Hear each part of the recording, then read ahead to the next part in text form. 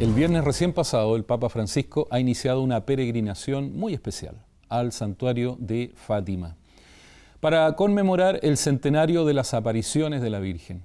Y el Papa va a hacer un regalo también muy especial a todos los peregrinos y a todos los cristianos. Va a canonizar a Francisco y Jacinta, estos dos pastorcitos que recibieron este mensaje de la Virgen de Fátima junto a su prima Lucía. Este mensaje estaba centrado principalmente en el amor de Dios. La Virgen quería mostrar a través de sus apariciones y a estos pastores que Dios nos ama y que tenemos que cuidarnos unos a otros. De hecho, su mensaje algunos lo toman como apocalíptico porque se han predecido las guerras mundiales. Pero aparte de predecir las guerras mundiales, la Virgen da el mensaje principal y fundamental que es trabajar por la paz. El Papa Francisco tiene una relación muy especial con la Virgen de Fátima. Él lo ha contado en alguna de sus entrevistas. Él fue nombrado obispo un 13 de mayo. Él estaba viviendo una situación muy especial en Argentina y vivía lejano de Buenos Aires durante mucho tiempo como rector de un colegio jesuita. Y en medio de, no una crisis, pero sí un momento difícil de su vida, un obispo se acerca y le cuenta un 13 de mayo que ha sido nombrado obispo de Buenos Aires. Por eso él tiene una cercanía muy grande con la Virgen de Fátima y por eso él quiere manifestar todo ese cariño en esta peregrinación. El Papa va a hacer un regalo también a la Virgen que es muy significativo. Va a entregar la tercera rosa de oro a la Virgen de Fátima. Esta tradición de la Iglesia se da desde el siglo VIII. Los papas entregan a santuarios, a personalidades que han colaborado mucho con la Iglesia, este signo de agradecimiento. La Virgen de Fátima va a recibir esta tercera rosa. El Papa Pablo VI, el Papa Juan Pablo II y ahora el Papa Francisco le entregan como gesto de amor y de cariño de la Iglesia a la Virgen este signo. Pero ¿qué hay detrás de todas las apariciones? Muchas personas dicen, yo no creo en las apariciones de la Virgen, yo no creo que la Virgen se aparezca. Es una cosa de fe. La Iglesia es muy cuidadosa y ha estudiado todas las apariciones que han habido durante mucho tiempo en el mundo. Solamente algunas han sido aprobadas y una de ellas es Fátima. También está Lourdes y otras más.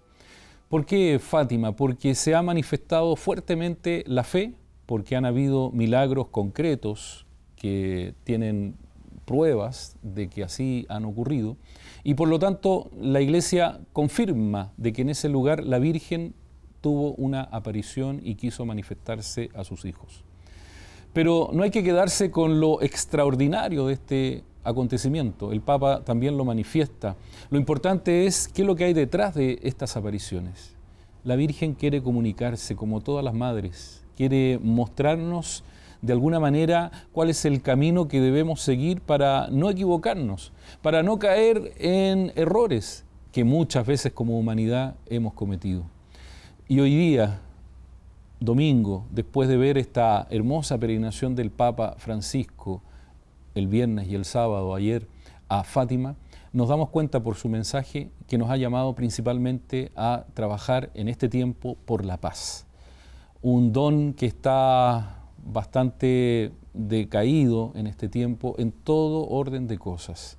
Uno sale a la calle y ve violencia en todo sentido, ve caras que no muestran alegría, muestran a veces rencor, odio, tristeza, depresión. El Papa, a través del mensaje de la Virgen de Fátima, nos invita a trabajar por la paz desde el interior del corazón de cada uno. No se va a lograr la paz mundial si es que primero no logramos la paz interior de todas las personas, de toda la humanidad. Y eso se va a lograr siguiendo el camino que nos mostró Jesús y que la Virgen viene a recordarnos a través de estas apariciones. La Virgen de Fátima es una advocación importante para aquellos que están sufriendo. Los enfermos, aquellos que están mirando hoy día la televisión y quizás están pasando momentos difíciles y sienten que depresión, tristeza, que no tienen un camino que seguir, bueno, miremos a la Virgen como modelo de fe. Ella sufrió mucho, fue de carne y hueso como todos nosotros, tuvo sentimientos de alegría, de pena, vivió una vida difícil, pero siempre mantuvo su fe. Y su fe fue la que finalmente fue premiada, y por eso es llena de gracia, porque a pesar de los problemas y las dificultades, confió siempre en Dios, incluso en los momentos más difíciles. Cuando ve a su hijo morir en la cruz, ahí estaba ella a los pies del Señor.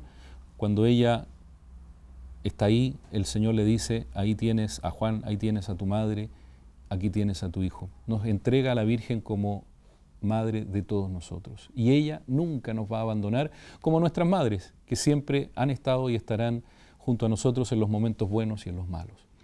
Que esta peregrinación del Papa Francisco a Fátima nos ayude a todos a reforzar nuestra fe en el Señor, principalmente, en Jesucristo, que vino a la tierra en este tiempo pascual, nos lo muestra así, para quedarse, para estar vivo, resucitado en medio de nosotros, que nos tomemos de la mano del Señor como lo hizo la Virgen María, para que también nosotros podamos resucitar de tantos signos de muerte que nos rodean y que a veces también están en nuestro corazón, para que el mensaje de Fátima, especialmente este mensaje de paz, llegue a toda persona y así podamos construir un mundo de hermanos. Que el Señor nos bendiga en este día, domingo, Día del Señor, y que la Virgen, modelo de fe, esté siempre presente en nuestras vidas. Que la Virgen nos aliente con su ejemplo para seguir siempre adelante, confiando en el Señor.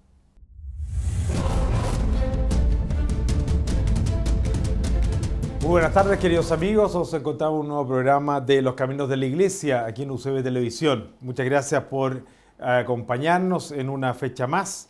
Este día tenemos a dos grandes invitados, dos ilustres y célebres. Ustedes los tienen que haber visto en muchas oportunidades, tal vez en prensa, en radio, escuchado en radio, en televisión. A Sofía Barahona, presidenta de la Federación de Estudiantes de la Universidad Católica. ¿Qué tal, Sofía? Muchas gracias por venir al programa. Gracias a ustedes por la invitación. Y a Juan Echaurren, consejero superior de la universidad, es también otro cargo electo por los estudiantes, ahí que lo tenemos aquí en el programa. Muchas gracias por venir, Juan. Muchas gracias, padre. Muy bien, pues, qué bien poder tener aquí, sangre joven, muy entusiasta, los hemos seguido por los medios de comunicación y quería también tenerlos a los dos desde su perspectiva, que nos contaron un poco de ustedes primero y después un poco hablar de política universitaria, de los jóvenes, en qué están ahora. Se nos viene un año muy interesante en el cual la participación estudiantil va a ser también muy importante. Bueno, cuéntanos un poquito primero de ustedes, la gente le gustará saber qué hacen, qué estudian y por qué están metidos en la política universitaria. Parto yo, me llamo Sofía. Sofía. Mujeres primero. Me llamo Sofía Barahona, soy presidenta de la FEUC, estudiante del College de Ciencias Sociales, hago un major en Derecho en Comunicaciones, soy la menor de 5 hermanos, rancagüina y... Saludos a Rancagua. Rancagua. Y actualmente estoy dedicada a la política universitaria, como usted bien planteó, padre, y más que nada mi motivación para meterme en este mundo de la política universitaria, que para mí era muy desconocida porque de mi familia nunca salió nadie político, fue darme cuenta de la desigualdad que estaba en el país, o sea, que existe actualmente en el país, y cómo nosotros desde la Universidad Católica y desde también el espacio de privilegio que significa estudiar en esta universidad, podríamos contribuir a mejorar la situación de los estudiantes en la UC y también a nivel país. Así que esa fue como la principal motivación que tuve yo para meterme a militar en el NAU, en mi movimiento político, y después para ser representante también en distintos espacios. Muy bien. Y Juan, ¿tú qué haces y también qué te motiva a estar acá? Bueno, me presento, me llamo Juan Echaurren, estudio arquitectura, ya estoy en mi último año, congelado, pero a puertas de egresar. Básicamente me metí a la política universitaria después de un largo proceso por la universidad en diferentes proyectos sociales, ya sea la pastoral, techo, externo, y me fui dando cuenta de que muchas veces nosotros como estudiantes podemos repercutir mucho en una comunidad, en personas, y sin embargo se empezó a quedar corto esta posibilidad de influir solamente en los proyectos sociales, y ahí el paso siguiente es la política, porque es idóneo para poder influir con nuestros propios pensamientos lo que estamos pensando. Y en ese sentido ahí me metí a Solidaridad, el movimiento al cual pertenezco, y fui generando diferentes espacios de discusión, proyectos que me terminaron ahora llevando a ser consejero superior, un cargo que es poco conocido a nivel país, pero sin embargo es bien importante dado que abarca temas muy importantes en cuanto a la academia. Muy bien. Así es más bien hacia adentro de la universidad, o sea, de cara a los estudiantes. Claro, se encarga principalmente de temas académicos y ahí también entra el tema de la defensa de muchos estudiantes, ya que caen en causal, que caen en sumario. Y también tenemos un fuerte trabajo en temas de inclusión y de academia. Y en ese sentido estamos trabajando en cuanto al perfil de egresos, de cómo es la formación, cómo nos estamos formando a un futuro próximo y cómo nosotros podemos aportar de mejor manera al país. A ver, y después vamos a entrar en política universitaria concretamente, pero ¿en qué están los jóvenes hoy? ¿Cómo lo ven ustedes? Se habla mucho de una juventud muy apática, ¿la han sentido así? ¿Cómo la participación de los estudiantes de la Universidad Católica en relación a otras y en general de los universitarios en Chile? Por lo menos acá en la Universidad Católica yo creo que tenemos una situación bien particular porque los estudiantes en general participan no solamente de movimientos políticos, que son muy diversos y creo que es muy positivo que exista así en la universidad, sino que también en otras iniciativas estudiantiles como proyectos sociales, voluntariados, también clases a estudiantes de distintas realidades, etcétera. Y eso no se condice quizás con lo que suele aparecer, por lo menos en los medios, que tiene que ver con esta apatía que usted mencionaba o la falta de participación efectiva que tienen los jóvenes actualmente en el país. Yo creo en todo caso que esa falta de participación es una falta de participación institucional más bien, más que una participación efectiva o una preocupación por otras personas distintas. Y lo pudimos ver también en lo que fueron las elecciones de alcaldías el año pasado, donde la participación de los jóvenes fue muy baja, pero sin embargo vemos cómo, por ejemplo, existen movimientos sociales liderados por jóvenes, existen estudiantes movilizándonos para cambiar las cosas en el país, y en ese sentido la realidad es un poco, o sea, tiene dos lados muy distintos. Así es. ¿Cómo lo ves tú, Juan? Yo veo que, bueno, en primer lugar, la Católica tiene alto índice de participación. Vemos que en las últimas elecciones, para elegir tanto la FEUC como la Consejería Superior, participaron más del 70% de la universidad. Pero eso también repercute en el capital cultural que está dentro de la universidad y el privilegio que tenemos que ser conscientes. En ese sentido, cuando uno traspasa este diagnóstico a la política nacional, vemos, yo creo que los jóvenes ya no le creemos a los políticos en el sentido de que ya no se ven cambios reales en los espacios que están usando y muchas veces se mal utilizan. Yo creo que lo que falta ahora es demostrar que desde estos espacios uno puede generar cambio, y ahí siempre lo digo, que en el fondo la política, si bien tiene gran parte de promover nuestras ideas, también requiere una gestión que lleve a cabo nuestra idea. Y si estas dos cosas no se llevan a cabo, es muy difícil poder demostrar la suficiente confianza para que los que van a votar por los futuros parlamentarios, futuros políticos, puedan hacerlo. Y yo creo que también, para agregar lo que plantea Juan, cuando uno está en el ejercicio político, no solamente nos podemos quedar en plantear lo que nosotros estamos pensando, sino que también escuchar lo que piensa el otro, porque al final la política, que está en todas partes, cada momento cuando uno discute cualquier cosa de la vida, no solamente se puede quedar en una imposición de ideas, sino que ser capaces de dialogar con el otro, escuchar al que es distinto y de esa manera poder avanzar a nuestros objetivos comunes. Hay una crítica fuerte a la forma en que estamos relacionándolo. Se ha intoxicado mucho el ambiente. ¿Qué piensan ustedes? Se le echa mucho la culpa a las redes sociales. Y claro, se tira la piedra y se esconde la mano, digamos. Hay algo de eso. En realidad se ha deteriorado mucho la convivencia política. ¿Están de acuerdo? ¿Es un mal diagnóstico? Se nota mucha virulencia y mucha violencia también.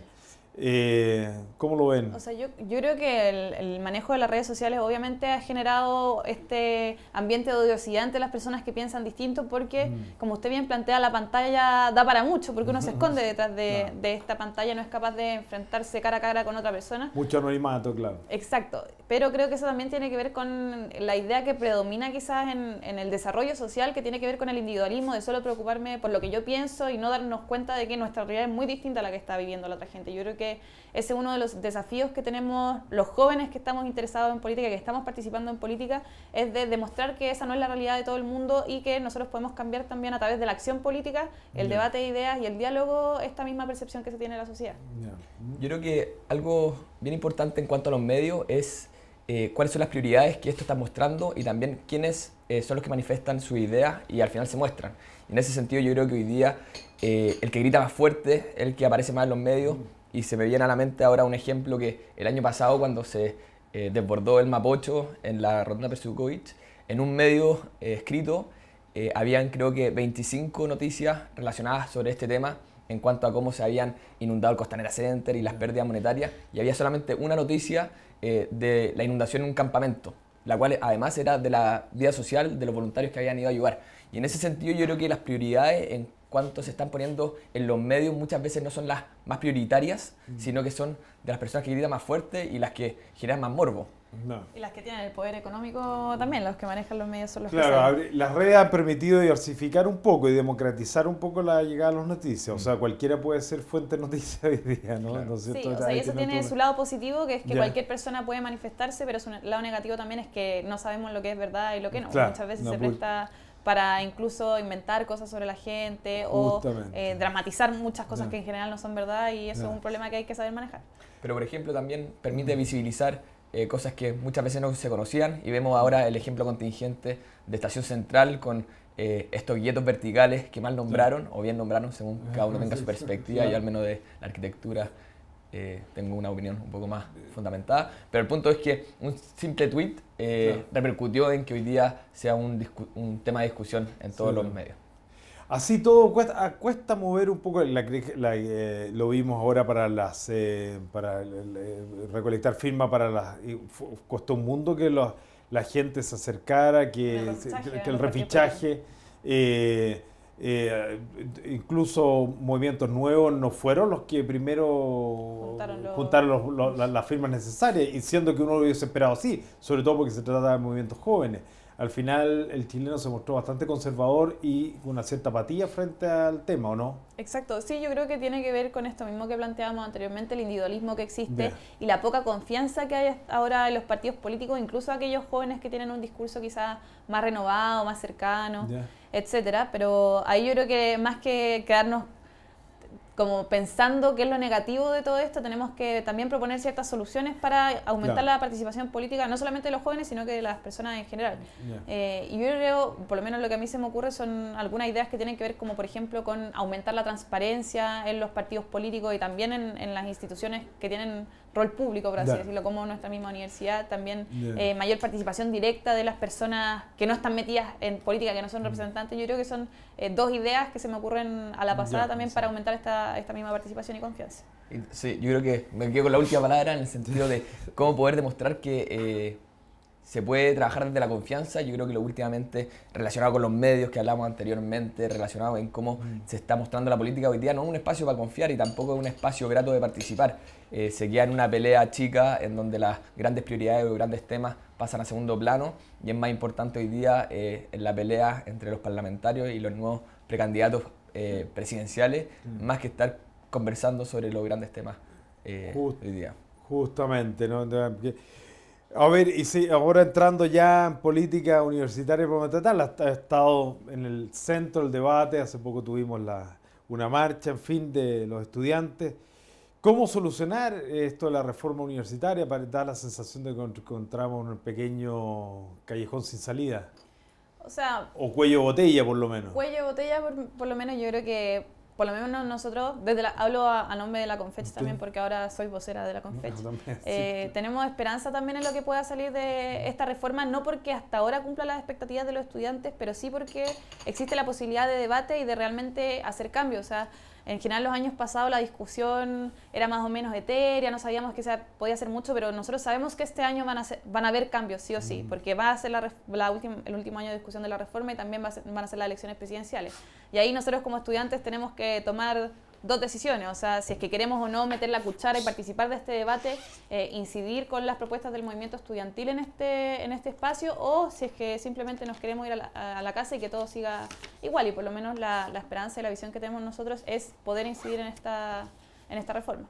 Ya, a ver, bueno, Juan. Bueno, por mi lado, que ayer tuve una presentación y encontré este gráfico, que es un gráfico bien interesante, que en el fondo lo que muestra es que todos nacemos, todos nacemos iguales, sin embargo, cuando empiezan los primeros pasos de nuestra vida, uno toma la educación privada, otro la educación subvencionada, que está a punto de desaparecer, y la educación pública en el sentido escolar, y se empieza a generar las grandes brechas, y cuando ya llegamos al acceso a la educación superior, se ve una gran brecha que hoy día la reforma educacional está tratando de solucionar desde ahí. Entonces, a mí me produce mucho mucha inquietud en el sentido de cuáles son las prioridades que estamos... ¿Lo mostramos, no? Sí, adelante. No sé de la fuente, pero es de Sergio Ursúa. En el fondo, estamos tratando de solucionar el tema de la educación superior cuando ya hay una gran brecha y sin embargo, si empezamos antes y ponemos las prioridades de la educación inicial, creo que se podría solucionar mucho más el tema de las desigualdades que hoy día vemos en educación. Y además vemos que una reforma educacional como la que se está planteando hoy día está trabajando a través de la desconfianza. Por ejemplo, vemos que el tema del lucro es prioritario cuando hoy día son solamente 3 las universidades que se están investigando por este tema. Por otro lado, vemos cómo se está tratando de imponer una superintendencia y una subsecretaría en cuanto a educación que van a regular y podrían intervenir fuertemente el tema de los proyectos educativos. Entonces ahí se pone en juego el tema de la autonomía. Entonces a mí me surgen muchas dudas en cuáles son realmente las prioridades de la reforma de la educación superior y si realmente estamos avanzando en mejorar al final la educación para que sea para todos y todavía no metemos el tema de la PSU fuertemente, que si bien se está trabajando en el Consejo de Federación, creo que es un tema gigante y con eso me quedo por ahora. Yo creo que aquí vamos a presentar estas diferencias con Juan. O sea, yo creo que efectivamente nadie puede negar que la segregación, la desigualdad que existe en educación no solamente se da en educación superior, sino que viene desde los inicios, desde la educación inicial, pero creo que también han habido ciertas iniciativas que atacan el problema a nivel transversal, como por ejemplo yo, pese a lo poco que comparto con el gobierno actual, creo que la ley de inclusión es un avance hacia la menor segregación en el sistema escolar y obviamente creo que es importante que se dé la discusión en todos los niveles de educación y eso es una falencia que se ha tenido hasta ahora, pero que cuando estamos discutiendo la reforma de la educación superior, yo creo que Juan por lo menos banaliza ciertas cosas que para nosotros son fundamentales. O sea, por ejemplo, el tema del lucro, yo creo que ha demostrado que se permita el lucro en ciertas instituciones, ha generado esta competencia entre las instituciones que generan mala calidad también en la misma educación. La gratuidad, por ejemplo, ha generado que actualmente más de 850.000 estudiantes estemos endeudados y tengamos que estar pagando 30 años los créditos abusivos que nos impusieron también del Estado. Y creo también Juan se refirió a la imposición de una secretaría, o sea, subsecretaría de educación, que más bien lo que yo creo que viene a hacer es garantizar que no se va a estafar a los estudiantes cuando entren a la universidad o CFTIP, y que a mí me parece mínimo. O sea, yo creo que es distinta la libertad de proyectos educativos al libertinaje educativo, que es lo que existe actualmente en nuestro sistema. Y esos son algunos puntos que se están trabajando actualmente y, como bien digo, es importante incidir en todo el debate educacional a nivel transversal, pero también tenemos que ser conscientes de lo que se está discutiendo actualmente. Pero hay un par de puntos para agregar. Por ejemplo, se van a eliminar los colegios subvencionados, entonces al final se está coartando la posibilidad de un padre aportar a la educación de su hijo y eso se está reemplazando para que el Estado lo haga. Y también cuando vemos el tema, por ejemplo, de la superintendencia o la subsecretaría en temas de educación, vemos que si bien es importante que se pongan ciertos límites para que ninguna universidad pueda lucrar, que estoy de acuerdo, creo que muchas veces se pasa a llevar cierta autonomía de las universidades y así como con Pinochet durante la dictadura se metió a personas del gobierno a intervenir en las universidades, creo que es sumamente irresponsable dejar que el gobierno de turno, además, porque la superintendencia depende del gobierno de turno, pueda estar interviniendo la universidad como quiera, sin tener claro cuáles son los límites. No, el tema es complejo, no lo vamos a solucionar ahora, pero por lo menos quedó claro que tienen, en fin, hay matices distintos, más que matices, y está muy bien. Diferencias sustanciales, diría yo, más que matices. Yo creo que son diferencias... Es la riqueza también de la política universitaria. Así tiene que ser, sí. Que permite dialogar. Sí. Pero sí estaremos de acuerdo en que, al menos viéndolo desde la perspectiva, lamentablemente en Chile, una opinión personal, uno nota que el historial de vida de una persona prácticamente se decide en los 2 primeros años de vida, digamos, o sea, que en los 5 primeros años de vida. Desde que nada. Entonces, no habrá que poner los bonos, el peso en esa primera educación, aumentar notablemente, y en este momento el porcentaje de fondos que se dedican a la educación primaria o preescolar primaria es bajísima, mucho menos que... No será un país con recursos limitados como el nuestro, aún. Yo creo que usted toca dos puntos importantes. Yo creo que sin duda es necesario avanzar en lo que es la educación inicial y escolar, porque como usted bien dice, uno nace en este país y se define tu vida desde el día que uno nace. O sea, si tus papás tienen escolaridad, vaya a tener un desarrollo mucho mejor que el que si no tuviste escolaridad como tus papás. Y efectivamente, actualmente el financiamiento se está abocando principalmente a lo que es educación superior y educación escolar, y no se está atacando las problemáticas que existen en la educación parvularia, como por ejemplo que existen millones de niños que no pueden acceder al jardín infantil o a la sala de cuna porque no existe la cantidad suficiente para recoger a todos los niños. Sin embargo, yo creo que otro punto que es importante establecer acá es que en Chile sí existen recursos. Existen recursos, por ejemplo, de la ley reservada al cobre, que ya, o sea, la ley reservada al cobre sí, que ya no es reservada, pero que ocupa gran porcentaje de ese presupuesto en armas y en guerra, en vez de estar financiando la educación. También existen impuestos que podríamos estar pagando los chilenos, pero a medida de que uno quiere hacer una reforma tributaria, los más poderosos dicen no queremos que nos quiten impuestos. Entonces, obviamente yo creo que el sentido de colaboración es el que tiene que primar en este país, que actualmente no está primando sobre todo por el sentido socioeconómico que tienen la mayor parte de las políticas, pero si eso se cambiara y se estructurara, los recursos sí alcanzarían para modificar la educación en su totalidad, y eso también generaría muchas mayores oportunidades para todas las personas, desde la educación inicial hasta la educación superior. Yo creo que eso no está en discusión para nada. Pero otra cosa que creo que es importante, que muchas veces se dice, es que lo importante no está en la educación superior, pero cuando estamos hablando de educación superior no existe ninguna propuesta por parte de algunos sectores políticos, solamente se dicen, no, eso no es lo importante, hablemos de la educación inicial, pero ahora que estamos discutiendo la educación superior, poco y nada se escucha de las propuestas de algunos sectores. Juan. Bueno, por mi lado, voy a partir de atrás para adelante. Nosotros hemos entregado desde Solidaridad en su minuto 2 propuestas de educación superior. El 2015 se abrió por parte del Mineduc que todo el mundo podría entregar propuestas, y solamente se recibieron 2, si no me equivoco, una por parte de la consejera superior de ese año, que era de Solidaridad y habló de PSU, y por otro lado desde el movimiento elaboramos una que de hecho después fue reconocida, y la de PSU al menos se siguió trabajando durante el año pasado.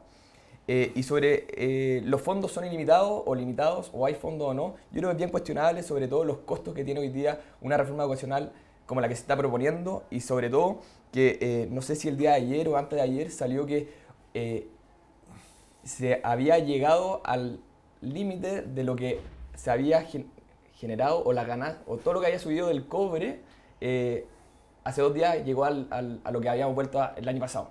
Y en ese sentido no podemos estar dependiendo de una ley reservada al cobre, una ley del cobre, o de cuántas utilidades nos va a generar el cobre, dado que está fluctuando a cada rato y hoy día se encuentra a niveles muy bajos. Entonces creo que también hacer una reforma tributaria como que la que se planteaba, la cual era muy responsable, no solamente llegar y hacerla, sino que también poner de acuerdo a los diferentes sectores políticos. Y también la misma reforma de educación superior que vemos hoy día, como se ha ido presentando por etapas, o se ha ido filtrando por etapas, lo que ha generado es que nadie esté de acuerdo con esta reforma de educación superior, y tanto derecha como izquierda, como centro y como todo el mundo al final la está rechazando. Entonces yo creo que al final hay que estar haciendo reformas, que está bien, pero hacerlas de manera responsable y también a través de un diálogo constante entre todos los sectores políticos. Y por último, para responder a la pregunta, está la típica frase en que se dice en que $1 invertido en educación inicial equivale a $7 invertidos en educación superior. No tengo la cifra ahora, pero es sabido por mucha gente. Y en ese sentido creo que estar priorizando hoy día una reforma de educación en la educación superior es una irresponsabilidad, porque así como decía Sofía, hoy día no pueden acceder miles de niños, o no sé cuántos niños, a la sala cuna. También se está coartando la posibilidad de que un niño tenga una buena educación inicial, y eso mismo lo vemos en los liceos bicentenarios, que seguimos metiendo temas, en el cual se quieren clausurar o fueron clausurados, no sé, pero eran espacios para poder empezar a resurgir la educación inicial para los más vulnerables. Bueno, el tema para mucho. Yo querría tocar otros puntos también, porque en realidad el tiempo pasa volando. El tema nos gusta, padre. Sí, claro. Pero a ver, de cara a la gente también, porque también hay otros foros y me parece muy bien. Pero siguiendo en realidad política universitaria y ahora entrando más bien a nuestro espacio, que también es un servicio a la universidad. Hay un sistema universitario que ha sido muy fecundo para un servicio enorme a Chile, que son el sistema de universidades con vocación pública, habría que decir, semipúblicas, públicas. como son las universidades católicas y otras, pero sobre todo las universidades católicas, que en Chile, curiosamente, a diferencia de otros países similares, se han desarrollado muy bien, han prestado un enorme servicio, muy eficiente, muy bueno, y concretamente aquí, la Universidad Católica del Paraíso también, y otras más. ¿Cómo lo ven ustedes? ¿Dónde cabe esto y qué función le otorgan? O sea, yo creo que sin duda las universidades, independientes si son privadas, católicas, laicas, lo que sea, estatales, pueden tener un rol público, y muchas tienen un rol público incluso siendo privadas, como por ejemplo la Universidad de Concepción. Yo creo que la Universidad Católica, nuestra universidad, en gran medida también cumple con un rol público, pero yo creo que más que decir lo que tenemos, lo que pasa muchas veces es que las universidades dicen que son públicas solamente como un eslogan o para recibir financiamiento del Estado. Yo creo que eso es bastante negativo, porque el recibir ciertos derechos como financiamiento del Estado también conlleva ciertos deberes. Como por ejemplo, lo que nosotros hemos planteado varias veces es que las universidades tienen que tener una matrícula inclusiva. La Universidad Católica tiene una matrícula inclusiva, tienen que estar de cara al país. Yo creo que nuestra universidad también cumple en gran medida ese sistema, pero también tenemos que ponernos otros desafíos en los cuales avanzar, como por ejemplo la participación efectiva de la comunidad universitaria en espacios democráticos. También aumentar incluso la inclusión de estudiantes quizás de sectores más vulnerables. Yo creo que esas son algunas cosas que nuestra universidad tiene, pero que tiene que seguir avanzando también para que tenga un rol verdaderamente público y no nos quedemos muchas veces en lo que ya tenemos, que es muy bueno, pero siempre podemos también ir mejorando. Muy bien.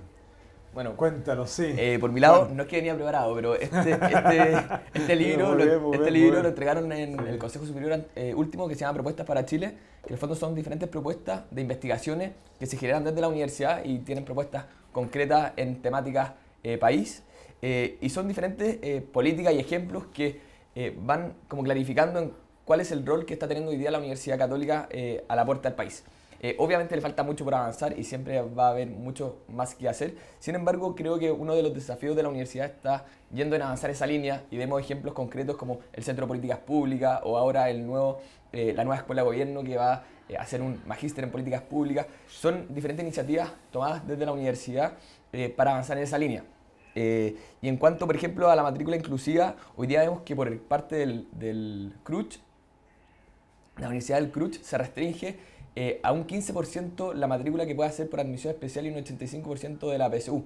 Y si vemos, por ejemplo, las presentaciones de admisión que nos han presentado tanto a mí y a Sofía en diferentes espacios, vemos que hoy día la universidad copa el 15% de matrícula por admisión especial, y mucho de ese porcentaje viene de talento e inclusión, del PASE. de BEA, de PASE, y son restricciones que yo creo que también hay que avanzar de manera más estructural, en que este 15% no esté restringido por el CRUCH, sino que cada universidad pueda ir ampliando su barrera inclusiva.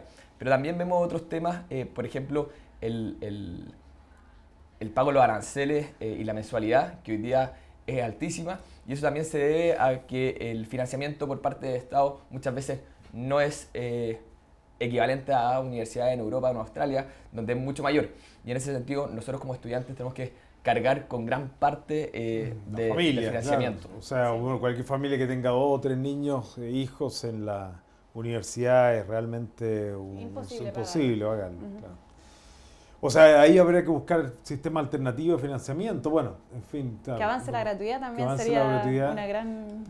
Pero esa gratuidad la pagaría el resto de los chilenos, claro. Sí, la pagaríamos todos, obviamente. La pagaríamos todos. Pero en el sentido de la gratuidad también hay que ser muy responsable, porque hoy día la gratuidad no es realmente una gratuidad, es una gratuidad que dice ser gratuita. Sin embargo, vemos que, por ejemplo, el promedio de las carreras de la Universidad Católica son como 4,4 millones, y sin embargo el arancel de referencia, que es lo que realmente cubre la gratuidad, son como 3,3, claro, y la diferencia la tiene que pagar la universidad, y eso al final, hoy día la universidad lo puede sustentar, pero si esto lo vemos a 20 años o cuando esté al 100%, yo creo que muchas universidades, y no solamente la Católica, no van a poder sustentar este delta, y ahí lo primero que se ha desmerecido al final es la calidad, y ahí vamos a tener que bajar el número de publicaciones, de investigación, de infraestructura, que de hecho ya está siendo más lenta hoy día en esta universidad. Así es. Bueno, vamos a ver cómo sigue esto más adelante. Ojalá que se le busque una solución y que lo encontremos pronto, porque ha sido un verdadero cuello de botella para poder seguir avanzando en otros temas. Da la sensación de que estamos en el tema hace varios años ya, y buscar una fórmula Bueno, quiero aquí aplaudir una decisión del rector, no puedo dejar de decirlo porque me pareció muy buena una invitación, el famoso endowment, que es este fondo de reserva, que una invitación a todas las universidades a hacer algo similar, es algo muy típico de las universidades norteamericanas en realidad, pero que ahora poco a poco también están asumiendo las universidades europeas porque hay proyectos de investigación que son imposibles de cubrir, sobre todo cuando se trabaja a largo plazo, que la ciencia no puede trabajar, bueno, en fin, no son proyectos que duran 5, 10, 15 años hasta que se llegue a algún resultado, o a veces ninguno, digamos. Pero eso es el riesgo propio de hacer ciencia o investigación, y esto vendría a suplir un poco eso. Y también la posibilidad de incluir a alumnos que, sea cual sea la situación, no van a encontrar una forma de llegar a esta gratuidad o lo que sea. Y ahí está el sistema de becas que podría solucionar. ¿Les parece una buena solución o no? ¿Cómo lo ven ustedes? Como método transitorio, yo creo que obviamente las becas han facilitado muchísimo el ingreso de estudiantes a las universidades, pero creo que en el largo plazo no va en la línea de que todos nos hagamos responsables de la educación, sino que más bien depende de las condiciones que puedan tener los estudiantes de pagar o no. Así que por lo menos la postura que yo también siempre he impulsado es que se avance la gratuidad universal, obviamente de manera responsable. Nosotros no queremos que sea de aquí a mañana, pero que sí, al final todos nos vamos a hacer responsables de la educación de todos, porque al final la educación lo único que genera es beneficio social. Juan.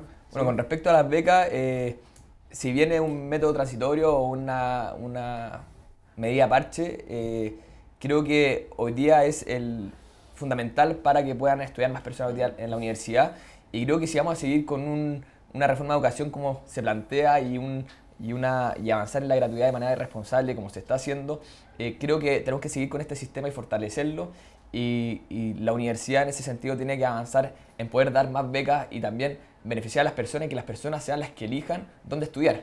Porque también vemos que el tema de la gratuidad, en el fondo, son las universidades las que se tienen que adscribir a este sistema, y ahí no se beneficia directamente a las personas, sino que la universidad es la que acepta a estas personas. Yo creo que finalmente, y es una opinión personal, tenemos que avanzar en que cada persona pueda elegir dónde estudiar y no sea el Estado quien determine dónde puede estudiar cada persona.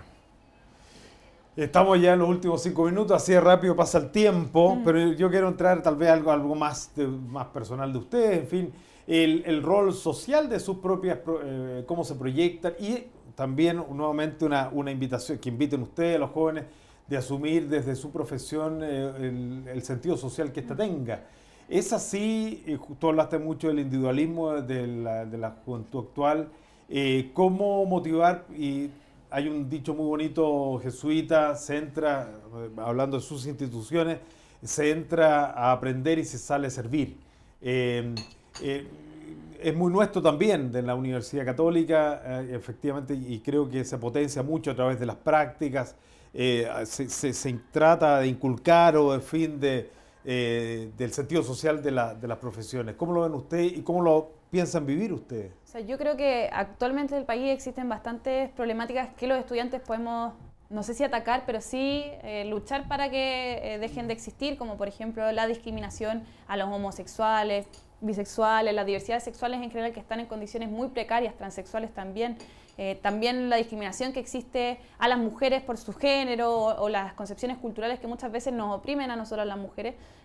Por lo menos esas fueron las primeras motivaciones que yo tuve cuando entré a la universidad para trabajar en este espacio, y también que espero poder seguir trabajando hacia afuera. Entonces yo creo que acá lo más importante es que cada uno de los estudiantes pueda buscar cuál es su motivación, qué injusticia es la que quiere combatir en el país, y que también se pueda dedicar a eso para ayudar y colaborar con aquellas personas que están en situaciones más complicadas que nosotros, que vivimos en un privilegio inimaginable. O sea, la realidad que tiene la Universidad Católica no se compara con la realidad que tienen otros estudiantes, la realidad que vivimos nosotros no se compara con las discriminaciones que existen en nuestro país, y obviamente esa tiene que ser una motivación para que el privilegio deje de ser privilegio y que sea una condición de igualdad.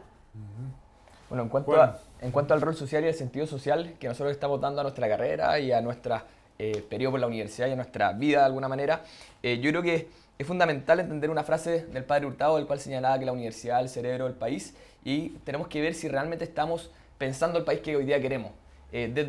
academia, desde la investigación, desde la extensión, desde las prácticas. Y en ese sentido, creo que el tema de las prácticas es fundamental y también involucrarse en temas extracurriculares, ya sea trabajo, ya sea la misma política, ya sean investigaciones en pregrado o posgrado, porque son espacios que nos permiten ir viendo en cómo podemos aportar mucho más desde nuestra misma profesión al país. Y ahí yo creo que, no sé, a mí personalmente me tocó hacer la práctica en Puerto Cisnes, cerca de Coyhaique, y fue una instancia que me permitió abrir los ojos y ver cómo podríamos aportar desde arquitectura de la Universidad Católica en esta comuna rural, ubicada cerca de Coyhaique, donde faltan miles de profesionales. Entonces yo creo que nuestro desafío, además de involucrarnos en todo lo que podamos, es en mostrar dónde podemos aportar nosotros de mejor manera y dónde podemos poner al servicio nuestra vocación donde más se necesita. Muy bien, hoy ya estamos casi al final, nos quedan 3 minutos. Bueno, una última palabra, quizás invitando a los... Me preocupa mucho, y por eso también los invité, la participación juvenil de estudiantes. Y yo creo que una preocupación quizás como de adultos, así, ¿no? No, pero, jóvenes también. Pero ustedes jóvenes también, muy bien. Que se involucren, que se metan, que se interesen. Preocupa este individualismo, ¿no? De que cada uno vive un poquito en su pequeña cueva y poco importa el otro. Se rompe esto cuando hay problemas, digamos, pero da la sensación de que son hechos muy puntuales a lo largo del año y no una dinámica constante. Una última palabra, así, invitación a los jóvenes, a los estudiantes a involucrarse más. Ahora voy a mirar a la cámara. Sí. Yo creo que la invitación más importante es que nosotros seamos capaces de darnos cuenta de las desigualdades que existen en nuestro país, de las desigualdades que vimos también en la misma universidad y que nos hagamos cargo de esa desigualdad. No solamente quedarnos en la crítica, sino que también ser capaces de ser agentes de cambio en los distintos espacios en los que nos encontremos. Como les mencioné antes, existen muchísimas problemáticas que estamos viviendo muchos estudiantes en nuestro país, muchas personas que son discriminadas y son a ellos, a los excluidos de la universidad, los que tenemos que salir, no solamente a ayudar de manera asistencialista, sino que más bien colaborar en conjunto con ellos para generar mayor igualdad en el país. Yo creo que ese es el llamado que podemos hacer a los jóvenes y también, sobre todo en un año como este, que se viene el último año sobre la discusión de la reforma y también las elecciones presidenciales, el rol que podemos tener los estudiantes es fundamental, porque nosotros los estudiantes históricamente hemos hecho cambios gigantescos en el país. Se vio hace 50 años la reforma universitaria, que generó mayor democracia, por ejemplo, en nuestra universidad. Es uno de los tantos ejemplos que existen del poder que tenemos los estudiantes cuando nos organizamos. Bueno, yo por mi lado, primero que todo es abrir los ojos, no verse el propio ombligo. Y en ese sentido tenemos que salir y entender que estamos en sociedad, y una sociedad significa ser corresponsable del que está al lado, porque somos ciudadanos y todos vivimos en una misma ciudad. Y en ese sentido, si somos capaces de ver más allá de lo que está en nuestros 4 muros de la universidad, entender que estamos involucrados en una sociedad, podemos empezar a aportar de mejor manera para ver cuáles son las verdaderas necesidades que requieren los ciudadanos desde nuestro propio aporte como universitario en este caso, como profesionales en un futuro. Y también es un llamado a la solidaridad y a la corresponsabilidad para que todos nos hagamos parte de los problemas actuales de Chile. Muy bien, muchas gracias Juan, Sofía, muchas gracias por haber participado del programa. Queridos amigos televidentes, nos encontramos en una próxima oportunidad aquí en Los Caminos de la Iglesia en UCB Televisión. Muchas gracias y muy buenas tardes. Gracias. Gracias.